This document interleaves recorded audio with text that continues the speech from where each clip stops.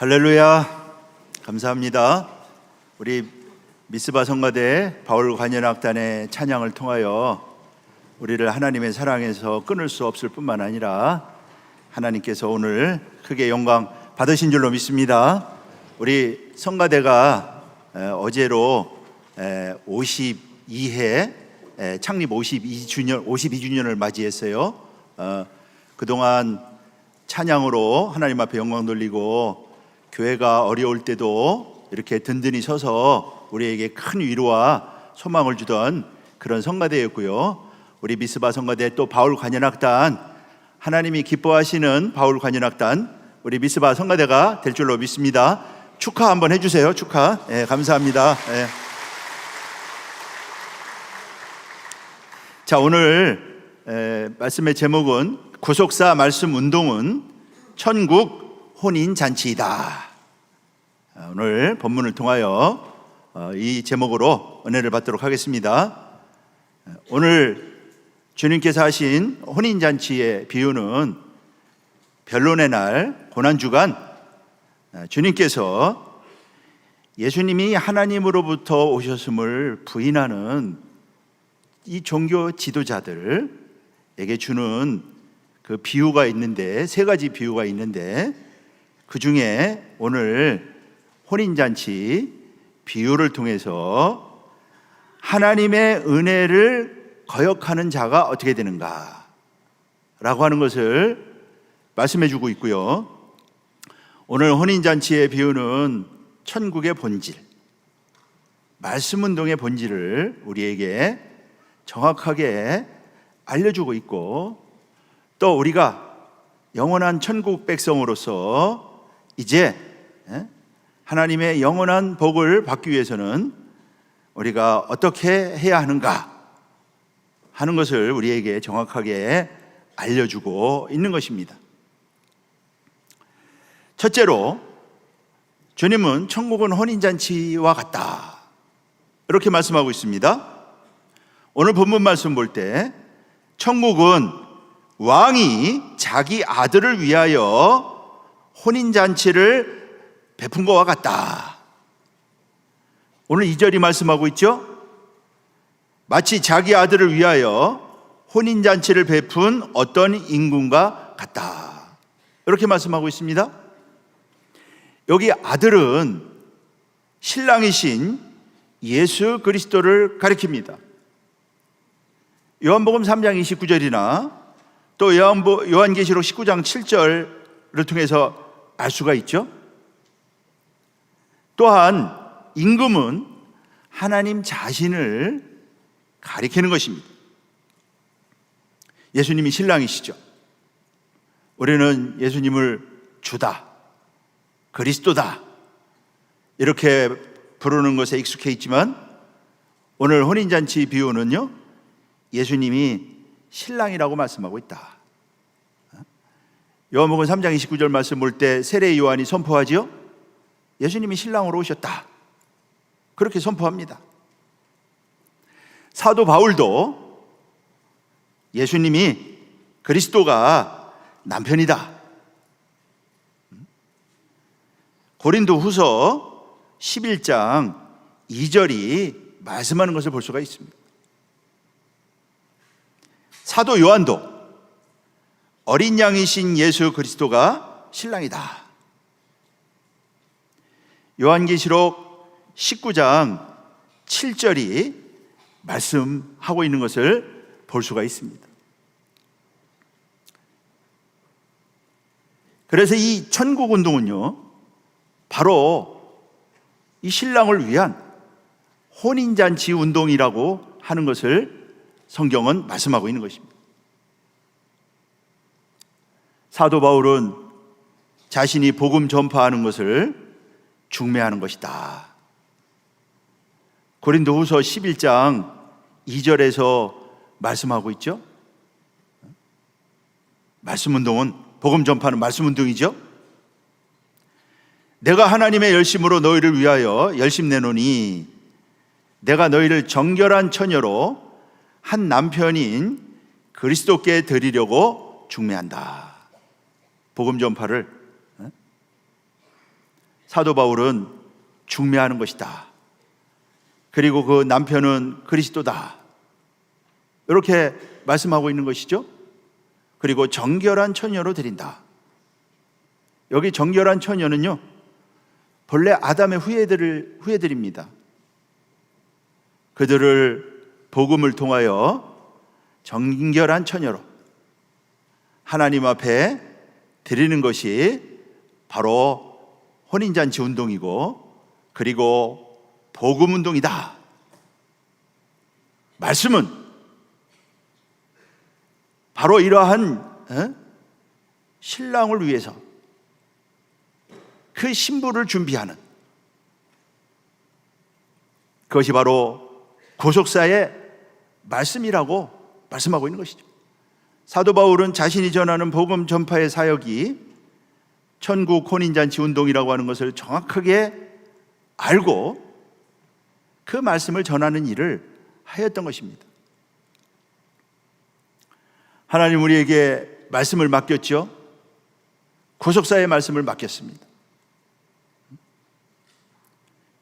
바로 우리가 이러한 말씀을 맡은 자로서 이러한 복음운동, 구속사 말씀운동을 해야 함을 말씀하고 있는 것이죠.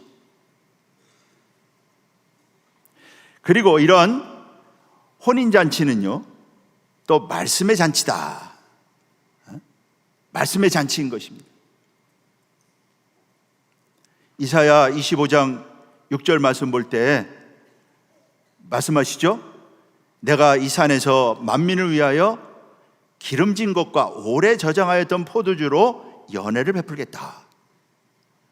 여기 연회가 바로 혼인잔치를 가리킵니다. 이 연회는 미시테라고 합니다. 이 미시테는요, 잔치라는 뜻이고요, 우리 주님이 말씀하신 혼인잔치를 가리키는 것이죠. 여기 기름진 것은 바로 구속 복음을 가리키는 것입니다. 십자가의 복음, 그리고 오래 저장하였던 포도주, 바로 말씀을 가리키는 것이죠. 그래서 혼인잔치는 말씀잔치라고 하는 것을 우리가 알 수가 있는 것이죠. 두 번째는 오늘 주님은 말씀하시죠. 이런 왕의 초청을 거절한 사람들이 있다고 말씀하고 있습니다. 왕의 초청을 거절한 사람들.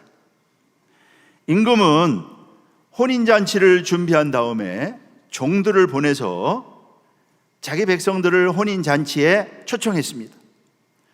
오늘 본문 마태복음 22장 3절이 말씀하고 있죠. 그 종들을 보내어 그 청한 사람들을 혼인잔치에 오라 하였더니 그랬습니다. 여기 종들은요, 바로 선지자들을 가리킵니다.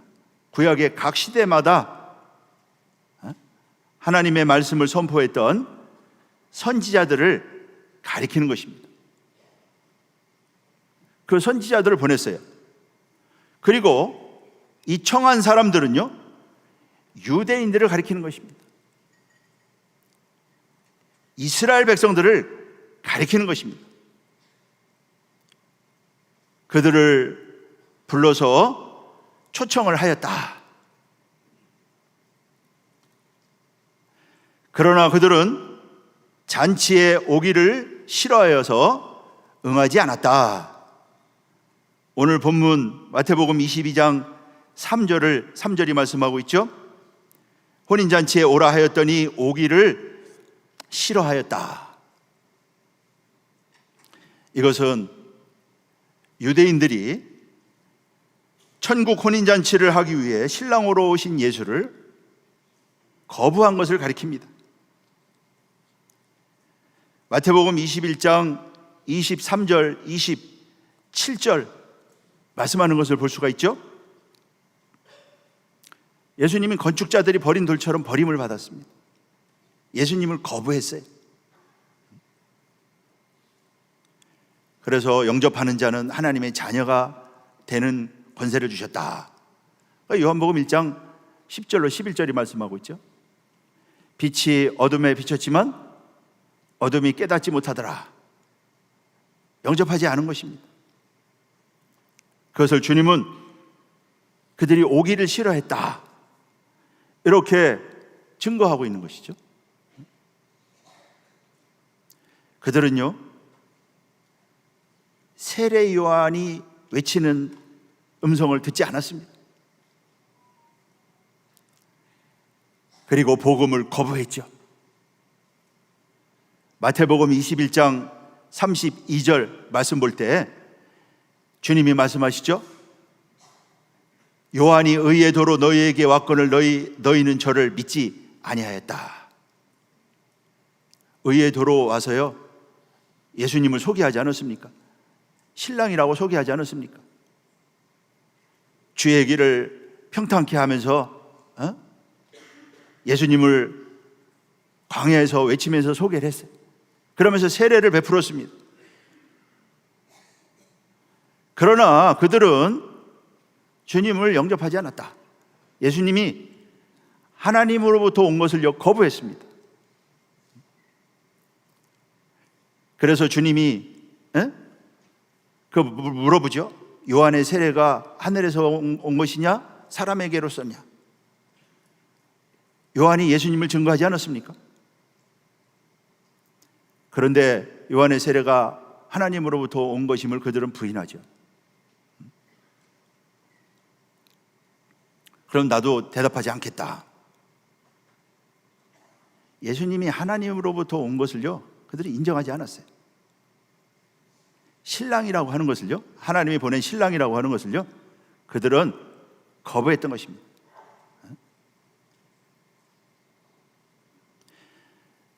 세리와 창기는 믿었지만 너희는 이것을 보고도 정신이 뉘우쳐 믿지 아니하였다.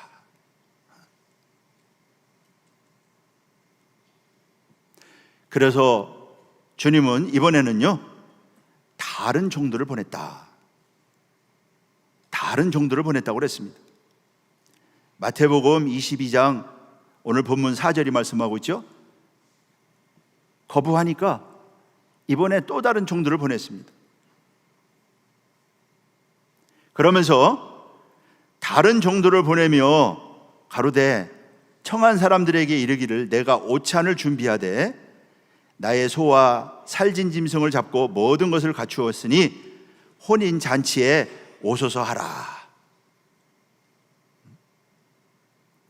여기 다른 종들은 바로 복음을 전하는 사도들과 제자들을 가리킵니다. 여기 내가 오찬을 준비했다. 그리고 소와 살찐 짐승을 잡았다. 이것은요, 십자가 속죄의 복음을 가리킵니다. 우리를 구속하는 십자가 속죄의 복음. 이렇게 잔치를 준비했으니 오라, 그렇게 초청을 하였던 것입니다. 그러나 본문 말씀 볼 때 그들의 반응은 더욱더 냉소적이었다. 오늘 5절이 말씀하고 있죠. 저희가 돌아보지도 않았다. 유대인들이 복음을 거부한 것을 가리키는 것입니다. 그러면서 하나는 자기 밭으로 하나는 자기 상업차로 갔다. 그리고요, 남은 자들은 그 종들을 능욕하고 처형했다. 오늘 본문 6절에서 말씀하고 있죠. 그 남은 자들은 종들을 잡아 죽이고 능욕하고 죽였다. 이것은 유대인들이 복음을 전하는 사도들과 제자들을 능멸하고 죽이기를 서슴지 않았던 것을 가리키는 것입니다. 그들이 얼마나 핍박을 했습니까? 스데반 순교했죠? 스데반 돌로 쳐 죽이지 않았습니까? 그리고 야고보 처형했습니다. 베드로가 복음을 전한다고 감옥에 가뒀죠? 다시는 예수 이름으로 말씀을 선포하지 말아라. 그렇게 위협을 했습니다. 사도행전 12장 2절 말씀을 통해서 알 수가 있죠. 사도 바울이 복음을 전하는 곳마다 유대인들이 쫓아가서 방해하고 회방하고 얼마나 회방을 했습니까?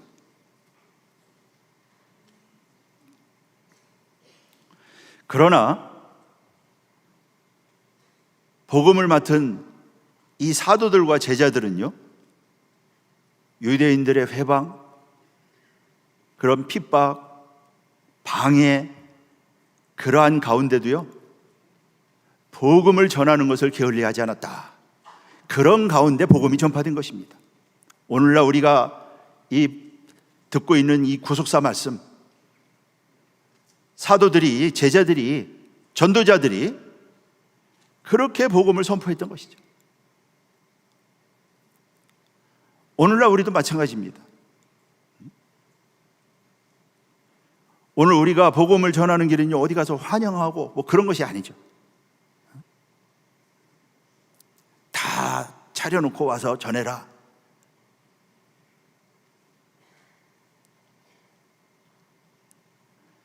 사도 바울 가는 곳마다 유대인들이 쫓아와가지고 하여튼 거기 유대인들 충동시켜가지고 사도 바울 복음 못 전하게 하고 사도 바울 쫓아내고요.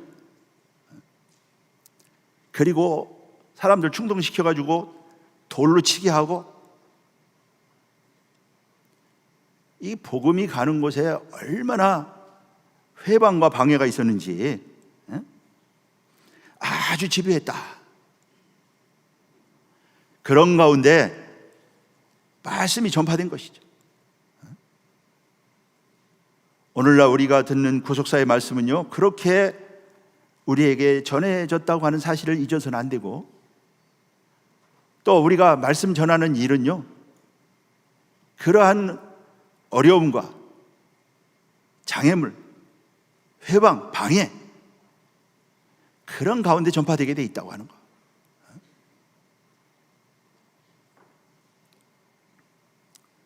그들의 헌신을 통하여 어떻게 되었습니까? 오히려 말씀에 흥황해 갔다.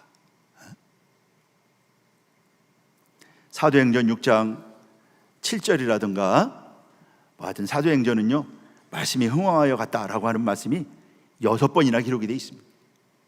그런 가운데 전파된 것입니다. 오늘 주님은 이 혼인잔치의 비유를 통해서 이것을 이미 아시고 말씀하고 계신 것이에요. 복음이 그렇게 전파되었다.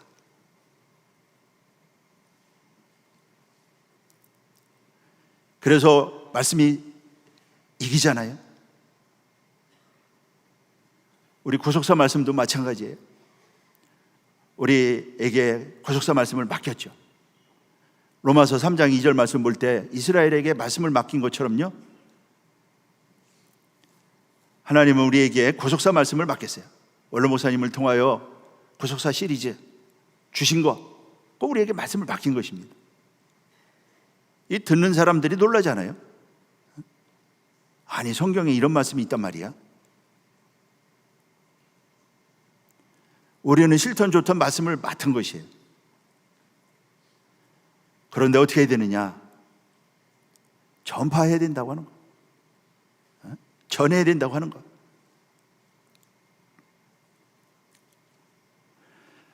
우리는요, 말씀의 깃발을 높이 들어야 된다. 깃발을 높이 들어야 된다. 깃발을 들라고 하고 있습니다. 우리 평강제일교회의 사명은 뭐냐? 이 깃발을 높이 드는 것입니다. 이사야 11장 10절이 말씀하고 있죠. 이새의 뿌리에서 한 싹이 나서 만민의 기호로 설 것이다. 열방이 그에게로 돌아올 것이다. 여기 만민의 기호가 깃발이죠. 열방이 그에게로 돌아온다. 만민의 기호. 이 만민의 기호가 무엇입니까? 오직 예수입니다. 오직 예수. 말씀이 바로 만민의 깃발이에요. 여러분들 깃발을 쳐들어 보세요. 깃발 중심으로 모이게 돼 있는 거 아닙니까? 깃발로 말이에요. 예수님이 깃발이라고 하는 것이에요. 우리는 이 깃발을 손에 들어야죠. 열방이 몰려온다. 깃발을 들을 때 열방이 몰려오는 것이죠. 우리는 그러한 깃발을 주셨어요. 근데 내가 깃발이 있는 줄도 모르고 있다면요, 깃발을 들 수가 없는 것이죠. 이사야 11장 12절 말씀 봐도 여호와께서 열방을 향하여 기호를 세울 것이다. 이 기호, 이 기호는요 십자가이기도 하고요, 바로 말씀이죠. 하나님은 이러한 깃발을 우리 평강제일교회에게 허락하신 줄로 믿습니다. 이러한 깃발을요 저와 여러분들에게 주신 것이에요. 구속사 말씀은 바로 열방의 깃발이라고 하는 것입니다. 근데 오늘 본문 말씀 볼 때, 자, 이러한 초청을 거절했어요. 그 유대인들에게 이러한 깃발을 주시고자 했지만은요, 그들은 초청을 거절했습니다. 거절한 결과 복음이 이방인에게로 넘어갔다. 마태복음 오늘 본문 8절로 9절이 말씀하고 있죠. 청한 사람들은 합당치 아니하니 사거리 길에 가서 사람을 만나는 대로 혼인 잔치에 청하여 오너라.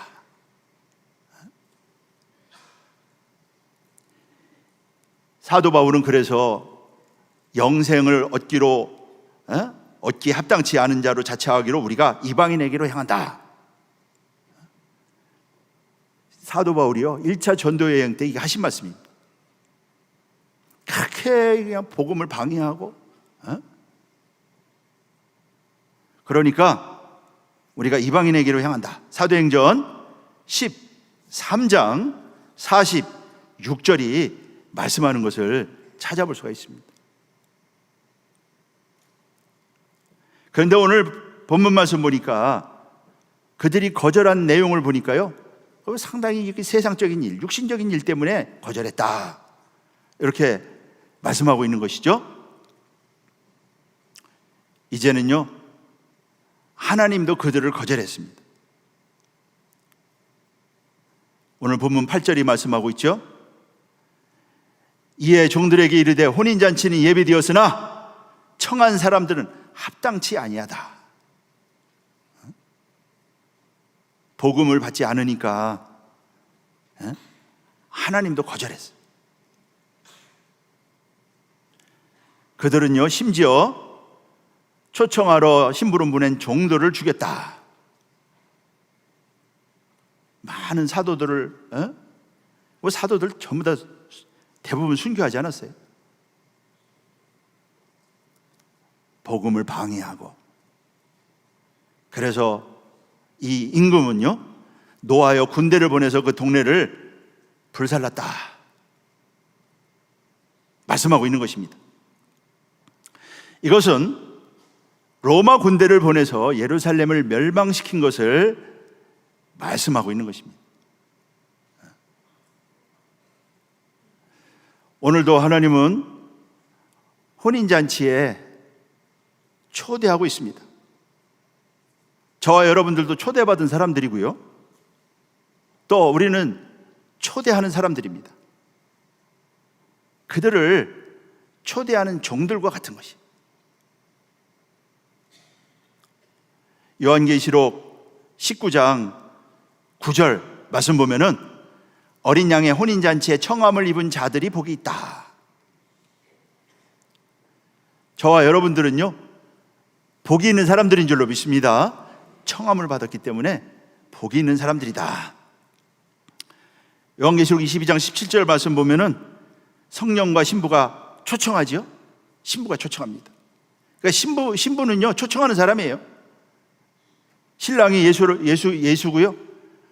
바로 신부는 혼인잔치에 그 청함을 받은 구원받은 성도, 저와 여러분들이 바로 신부 아닙니까?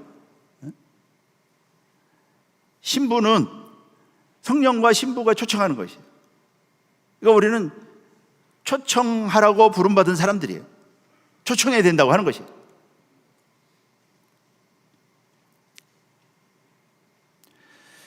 두 번째는 예복을 거절한 사람들이 있습니다. 참으로 중요한 말씀입니다. 자, 유대인들이 복음을 거절하자 혼인잔치 초청이 이방인을 향하였습니다. 오늘 8절로 10절이 말씀하고 있죠.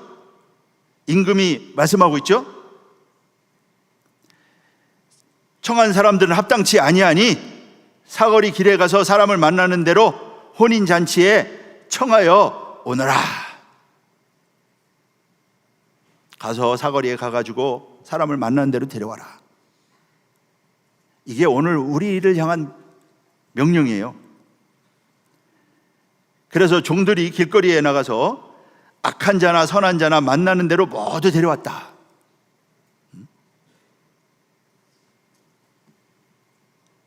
사람을 만나는 대로 데려오라. 그러니까 복음은요, 차별이 없다고 하는 것이. 로마서 10장 12절이 말씀하고 있죠. 유대인이나 헬라인이나 차별이 없다. 그래서 종들이 악한 자나 선한 자나 만나는 대로 모두 데려왔다. 여기 악한 자나 선한 자는요, 아담의 후예들을 가리킵니다. 구원받아야 될, 속량함을 받아야 될 아담의 후예들을 가리키는 것입니다. 그래서 막 불러왔어요. 그랬더니 혼인 자리에 손이 가득했다. 우리는 이 복음을 전해서요, 부지런히 초청을 해야 됩니다. 언제까지? 손이 가득할 때까지. 우리 평강제일교회가 이렇게 초청받은 손님이 가득한 그러한 교회가 될 줄로 믿습니다. 열방이 몰려온다. 우리 9월 26일서부터 2025년도 세계 구속사 전도인 대회가 열리지 않습니까? 열방에서 옵니다. 21개국에서 옵니다. 세계요, 6대륙에서 다 옵니다. 저 유럽에서, 아프리카에서, 아시아에서, 유럽, 이탈리아, 벨기에, 초청받은 사람들이 옵니다. 또 저 남미, 북미, 이 모든 대륙에서요, 이번에 프로클레임에 몰려옵니다. 그들은 바로 초청받은 사람들이죠. 이번 프로클레임을 통해서 초청받은 사람들이 혼인잔치의 기쁨, 혼인잔치를 위해서 준비한 그러한 살진 짐승, 오찬, 그 말씀을 가리킨다고 그랬죠. 그것을 다 맛보고요, 큰 은혜 받는 그러한 프로클레임이 될 수 있도록 여러분들 관심 가지시고 또 기도해 주시고, 또 이 프로클레임을 위해서 우리 성도님들의 아낌없는 헌신, 이 성도들의 헌신이 역사를 일으키더라고요. 이게 말씀 받으러 오신 분들이, 이게 구속사 말씀 받아보니까 이 참 진리의 말씀인데 우리 성도들이 헌신하는 것을 보고, 야, 이 말씀이 참이구나. 그래서 이 말씀 배운 분들 가운데 내가 목회를 이제 그만두려고 했다가 이 말씀 전해야 되겠다, 그런 분들이 있다니까요. 지금 열방이 지금 이 말씀을 듣고 은혜 받고 지금 오고 있는 것입니다. 이 잔치가 열리는 것이죠. 우리는 우리에게 주신 구속사 복음이 어떤 복음인지 우리는 늘 들어가지고 잘 모르는데, 이 이 고속사 말씀을 듣는 이분들이 지금 유럽에서 이게 오는 게 쉬워요? 그 비행기 값이 얼마입니까 이게? 그게 은혜가 아니면 오겠어요?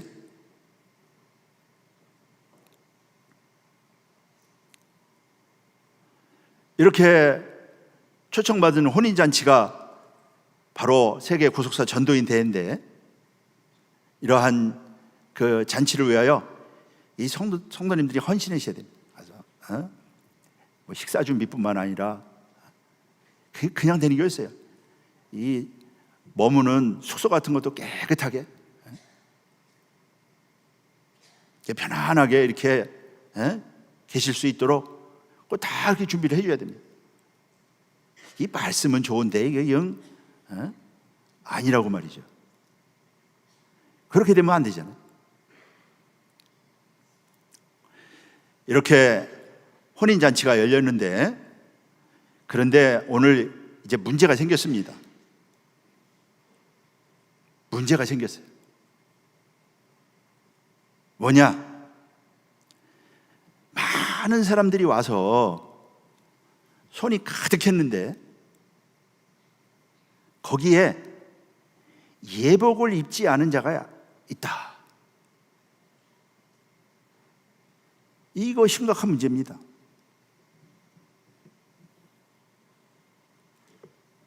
초청에 합당하지 않은 자가 왔다. 초청에 합당하지 않은 자가 있다. 그건 누구냐면요, 오늘 본문 말씀 보면은 예복을 입지 않은 자가 있었어요. 남의 잔치에 왔는데 예복을 입지 않고 그렇게 왔습니다. 그래서 임금이 물어보죠. 예복을 입지 않은 사람을 보고 왜 예복을 입지 않았느냐? 어찌하여 예복을 입지 않고 여기 들어왔느냐? 그렇게 물어봅니다. 그러면서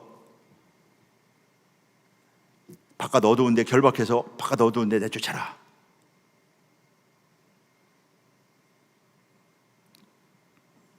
혼인잔치에 오는 것도 중요하지만 예복을 입지 않으면은요, 혼인잔치에서 내쫓긴다고 하는 것이죠. 이 예복은 무엇을 가리킵니까? 왜 예복을 입어야 하나요?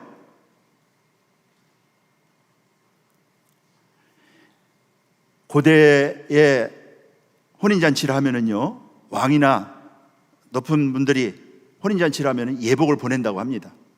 그거 입고 오라는 것이에요. 그래서 혼인잔치에 참여하는 사람은 그 옷을 입고 와야 됩니다. 그런데 이 한 사람이 옷을 입고 오지 않았어요.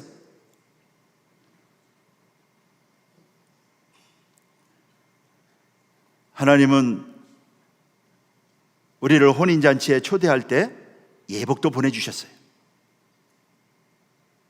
하나님이 보내주신 예복이 있습니다.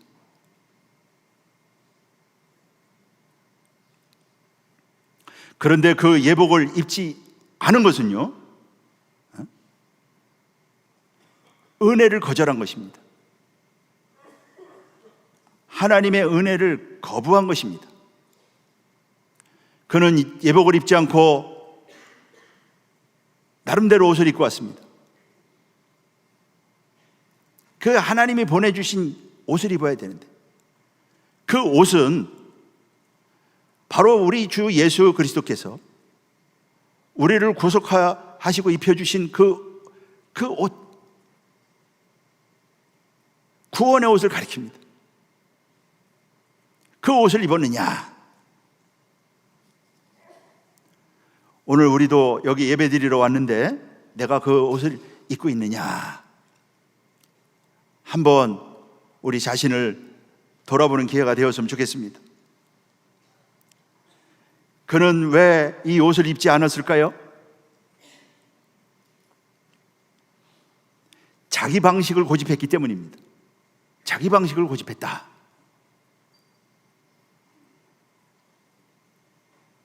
말씀을 듣는데 목이 고다.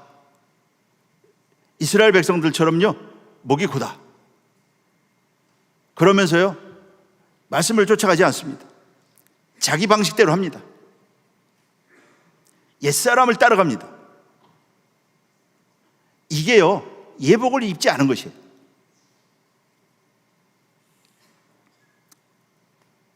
우리가 목이 곧은 사람이 되어서는 안 된다.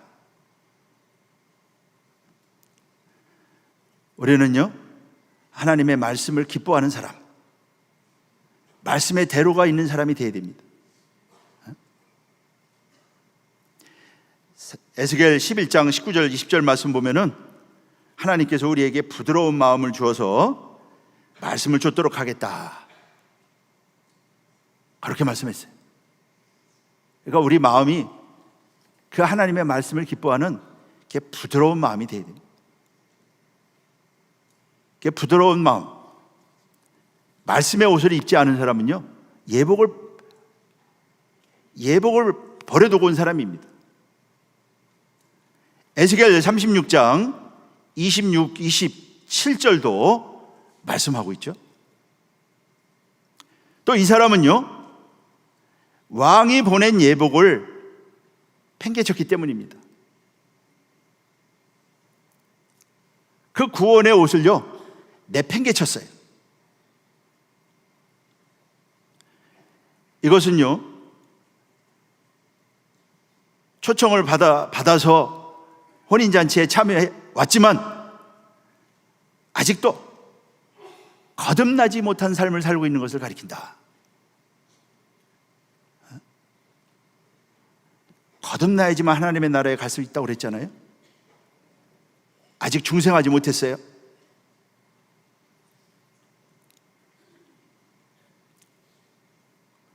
또 이 예복을 입지 않은 사람은요, 이것을 다른 사람에게 팔아버렸을 가능성이 있다. 그 옷을 분명히 왕이 보냈는데 그 옷을 팔아버렸어요. 이것은요, 말씀을 전하고 가르치기도 하지만 정작 자신은 말씀대로 살지 못하는 것,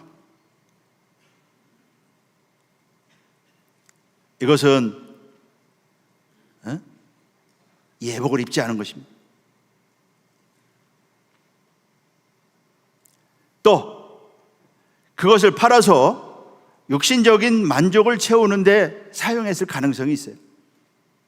그것은요, 복음을 이용하여 자기 배를 채우기에 급급했던 것입니다.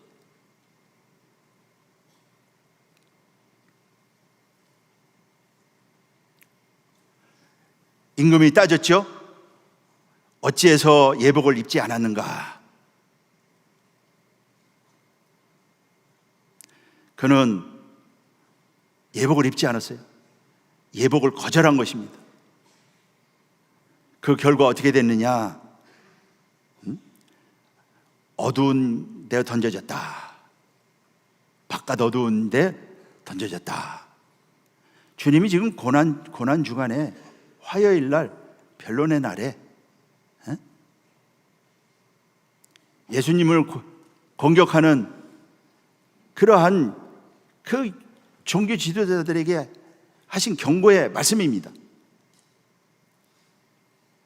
그러면서 하시는 말씀이요, 청함을 받은 자는 많되 택함을 입은 자는 적다. 청함을 입은 자는 많되 택함을 입은 자는 적다. 참으로 우리를 정신이 바짝 들게 하는 말씀을 하셨죠. 그래서 베드로는 뭐라고 그랬어요? 부르심과 택하심을 굳게 하라. 내가 예복을 입었느냐? 예복을 입은 자만 택함을 받았어요. 예복을 입지 않은 자는요, 버림을 받았습니다. 쫓겨났습니다. 그러므로 우리가 이러한 예복을 입고 있느냐? 택함 받은 자가 누굽니까? 예복을 입은 사람이고요. 누가 버림받았습니까? 예복을 거절한 사람. 예복을 거절한 사람. 믿는다고 하지만, 나 신앙생활 한다 하지만 예복을 입은 사람이 적다. 오늘 주님은 비유 가운데 한 사람이 예복을 안 입었다 이렇게 꼭 집어서 말씀하고 있는데, 마지막에 하시는 말씀은 택한 자가 적다. 이 말은요, 예복을 입은 자가 적다.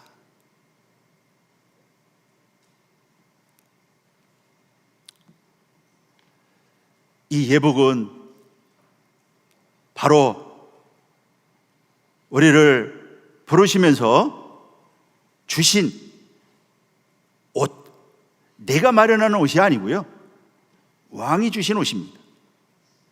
요한계시록 19장 7절 8절이 말씀하는 것을 볼 수가 있습니다. 자, 그렇다면 이 옷은 어떤 옷이냐? 결론적으로 이 옷은요, 거룩한 행실의 옷입니다. 거룩한 행실의 옷. 내가 말씀대로 행할 때 그 옷을, 그 사람은요, 그 옷을 입은 사람입니다. 요한계시록 22장 14절과 또 특히 요한계시록 19장 8절이 말씀하고 있죠. 세마포는 성도들의 옳은 행실이로다. 이 그 예복은 바로 세마포를 가리키는 것이고요, 세마포가 바로 행실이다, 옳은 행실이다 말씀하고 있는 것이죠.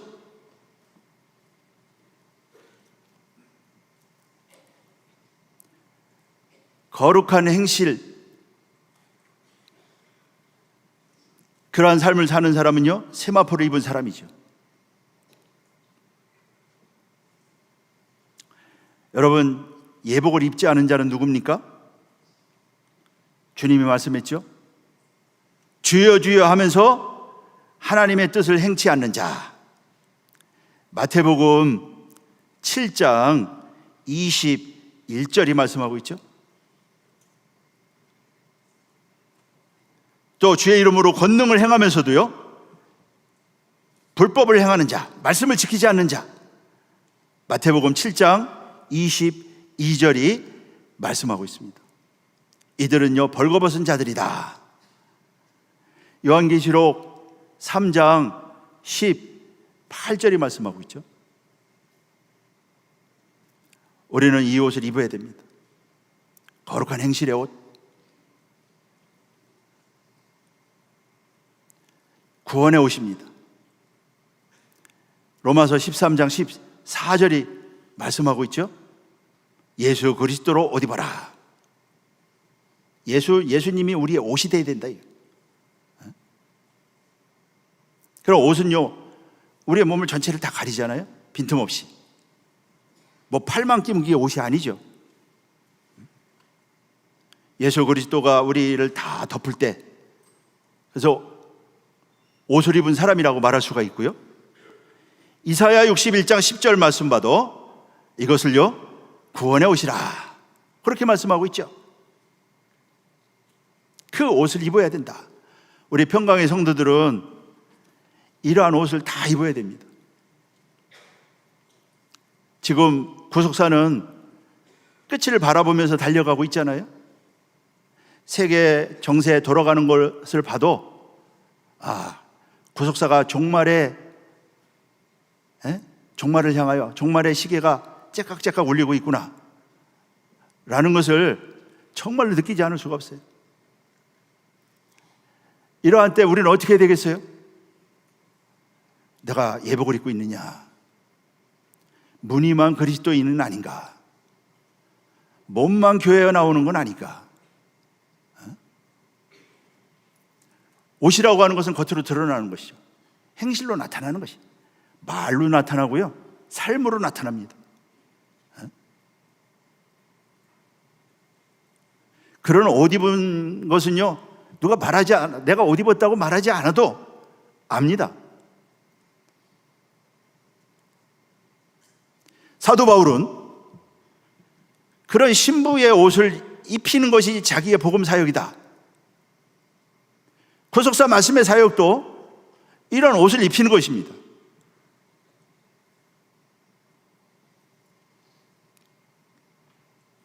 우리 성도들이 다 이런 옷을 입은 사람들이 되죠. 이 옷은요, 의의 겉옷이다 의의 겉옷. 겉옷은요, 밖을 덮는 거 아니에요. 그러니까 의가 나타나. 의가 열매로 나타나. 한마디로 말하면은요, 말씀대로, 하나님의 말씀대로 살아가는 것을 가리키는 것이죠. 우리에게 구속사 말씀 주신 이유가 무엇입니까? 말씀대로 살아가라 이거예요. 말씀 열심히 전파하면서 자기는 내가 전했으니까 내 할 일 다 했다 하면서 삶으로 열매 맺지 못하면은요, 그 사람 벌거벗은 사람이라고 말씀하고 있잖아요. 옷을 못 입은 사람인 것입니다.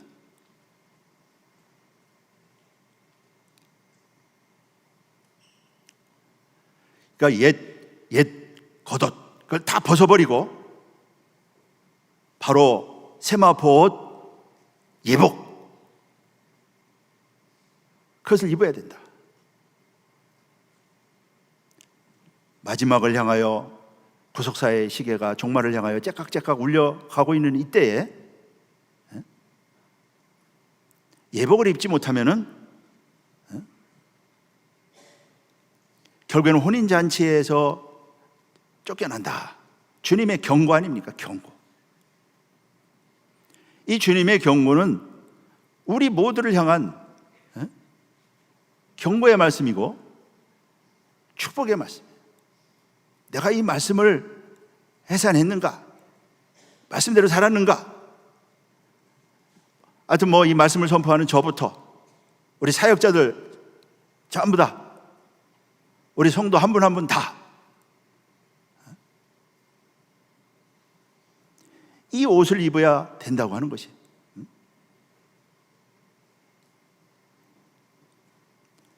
다시 한번 생각해 보세요. 그 말씀이 깊이 내 인격 속에 들어와서 열매로 되었는가? 그 뿌리가 있으면은요, 그 뿌리로부터 열매가 되잖아요. 그러니까 말씀이 뿌리가 돼야 됩니다.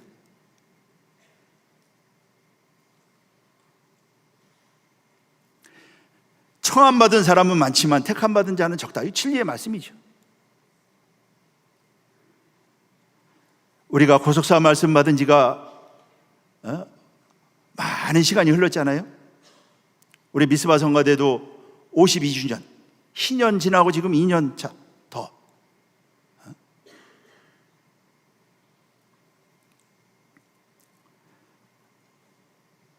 말씀의 열매가 되지 못한다면은, 우리가 의의 겉옷을 입지 못한다면은요, 어떻게 되겠어요?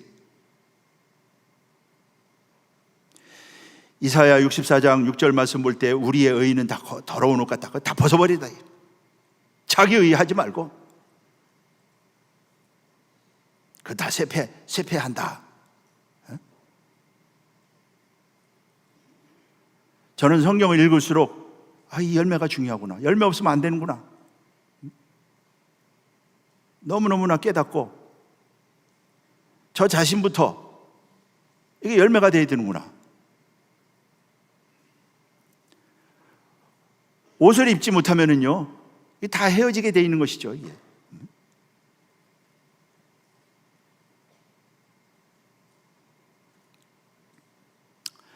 이 옷은 의의 옷이고요, 피가 뿌려진 옷이다. 예수님의 피가 뿌려진 옷이다.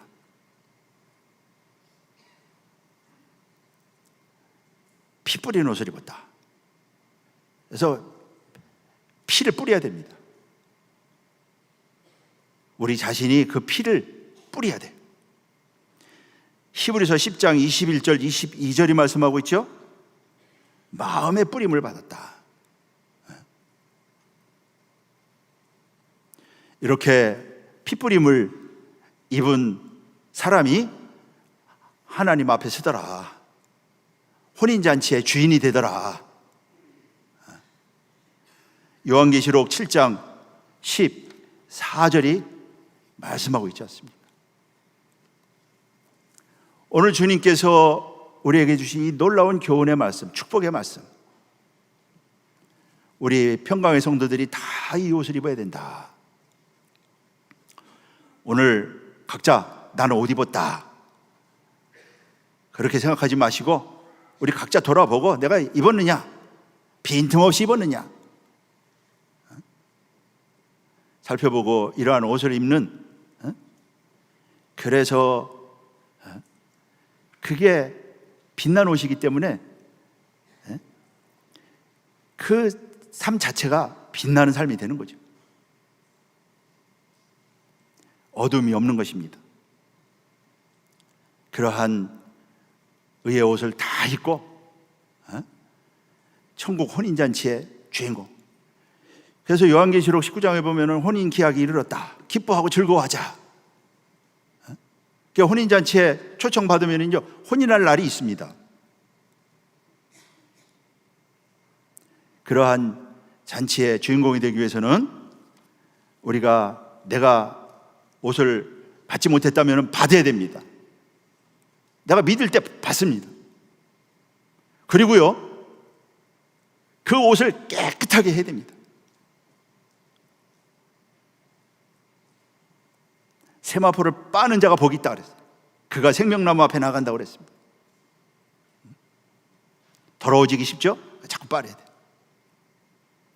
말씀으로, 십자가 은총의 피로 빨아야 된다. 열매가 돼야 됩니다. 그래야지만 혼인잔치의 주인공이 될 수 있다. 그 즐거움에 참여하는 자가 된다고 하는 거 기억하시고, 오늘 주님께서 하신 이 경고의 말씀, 나에게 하는 경고다.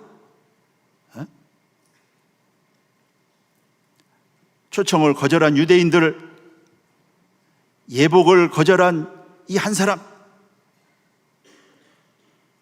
이런 경고가 우리에게 복이 되죠. 그래서 이 모든 예복을 다 입고 이 즐거움의 자리, 혼인잔치 자리에 주인공이 되는 우리 복된 우리 평강의 성도들 모두 되시기를 주님의 이름으로 축복하겠습니다. 기도하겠습니다. 아버지 하나님, 감사합니다. 오늘 이렇게 우리를 혼인 자리에 초대해 주셔서 예복을 입혀 주시고 혼인의 즐거움에 참여케 하신 아버지, 나는 오늘 예복을 입었는가? 벌거벗은 수치를 보이고 있지 않는가?